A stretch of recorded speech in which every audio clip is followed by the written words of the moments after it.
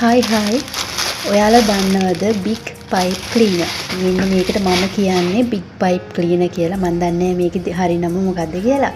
මේ ඔන්න ඉතින් මම ඒක ගෙනල්ලා තියෙනවා. මේක හරිම කියුට්, මේක හරි ෂෝක්. මීටරයක් දිගයි. මම දන්නේ මීටරයට වඩා දිගයිද කියලා.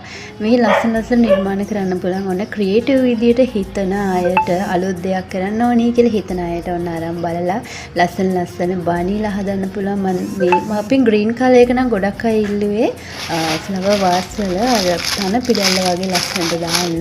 මේ තමයි ග්‍රීන් කලර් එක නම් ගොඩක් අය ඉල්ලුවේ. මේක ලස්සන නිර්මාණ තියෙන ඔයාලට පුළුවන් YouTube එක බලන්න. Pinterest එකේ ලස්සන ඒවා තියෙනවා. මෙන්න මේ white එකෙන් නම් ගොඩක් බනීස්ලා තමයි හදන්නේ. වචනත් වරදිනවා. මේ ඉතින් අහන්නකෝ. එයාලට චූටි ඇස් තියෙනවා, නෝස් තියෙනවා. ඒවත් මංගාව තියෙනවා. ඔයාලට ඉතා සාධාරණ මිලකට ගන්න පුළුවන්.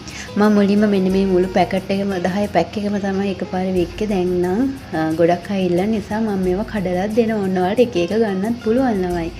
එහෙනම් ඕඩර් එකක් දෙන්න. මට WhatsApp message එකක් දෙන්න.